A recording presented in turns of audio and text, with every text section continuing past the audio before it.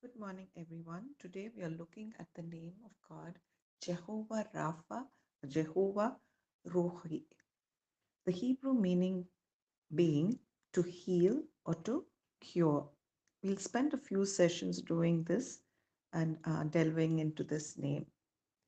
Going back to the very beginning in the book of Genesis, in the Garden of Eden, where it was a perfect world, isn't it?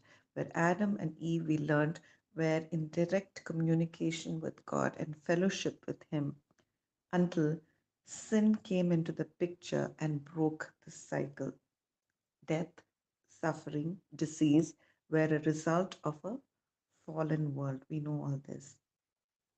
Have you ever noticed what happens when you have a little cut or a wound and immediately, the blood starts, you start bleeding actually. And have you ever noticed what happens after that? Well, there's a lot that goes on. Within a few seconds or a minute or so, the blood cell called platelets start clotting together, kind of clumping to form a clot. This is actually happening because they are trying to protect the wound from further blood loss. They also release a net-like protein called fibrin, which holds the clot in place. Interesting, isn't it? And once this is achieved, blood-borne oxygen and nutrients are rushed into the scene or spot for healing. And another type of blood cell called macrophage comes into effect and takes on the role of, wound protection, fighting infection, and overseeing the repair process. Fascinating, isn't it? That so much happens behind the scenes that we take for granted. Even broken bones have this amazing ability to heal. New bones form, especially in children within broken bones, form within few weeks. So much we've taken for granted, right? And also, we have to be so thankful for the physicians that God has placed in our lives. Be thankful for each one of them. The Bible speaks, the gospel speaks of Luke, who was such a physician. And we should always remember to give thanks for them.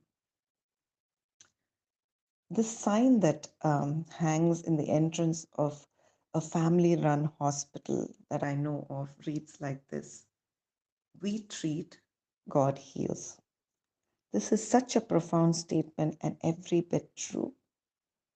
We often feel like, when we have something that we're unwell with, that it's a doctor or the hospital that has cured us. But really, it's only God who heals us.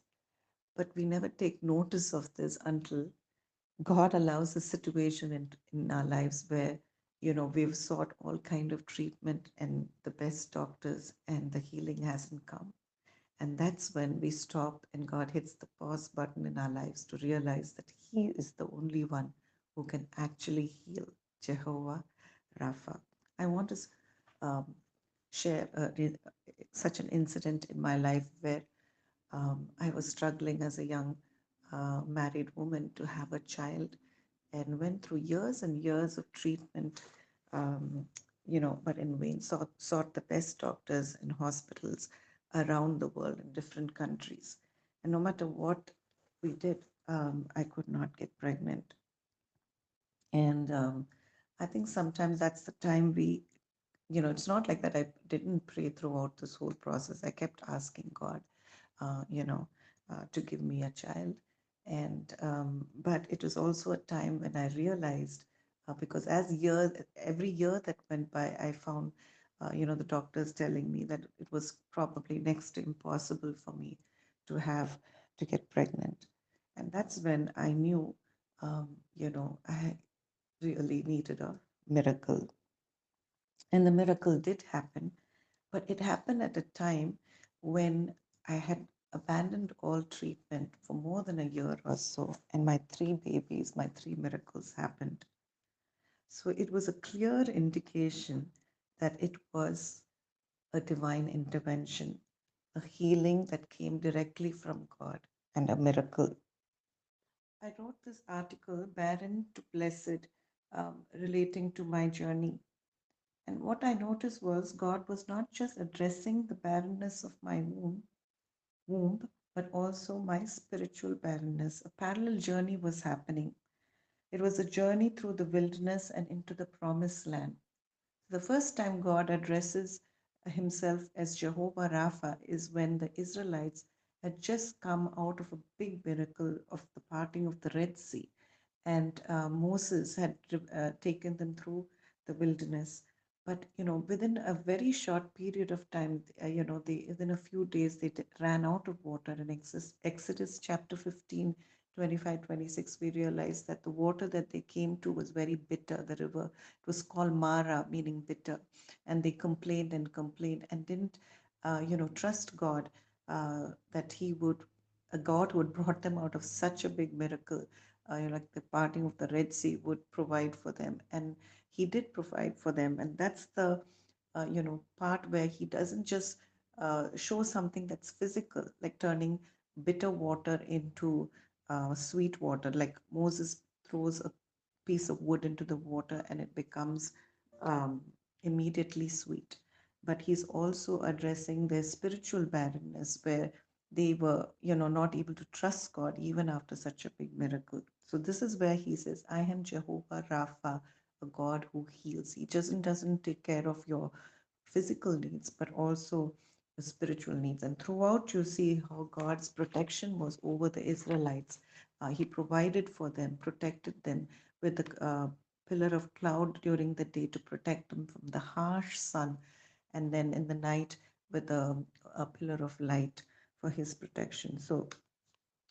Um, sometimes the biggest revelation when we go through hardships, especially in my life, was we view suffering, pain, disease as all things that are bad for us. But really, God showed me this is the best thing that can happen to us. Can we remember that? That sometimes when we go through something physical, God is addressing something bigger. He's addressing our spiritual needs. So it was this time of waiting. 9 years is a long time before I had my children, but this was the time I learned to completely depend on Him and not put my faith in people, doctors, prayer warriors, but completely surrender to His will. So today I want to leave you with this message, that Jehovah Rapha is not just a physical healer, but He heals us spiritually. God bless you.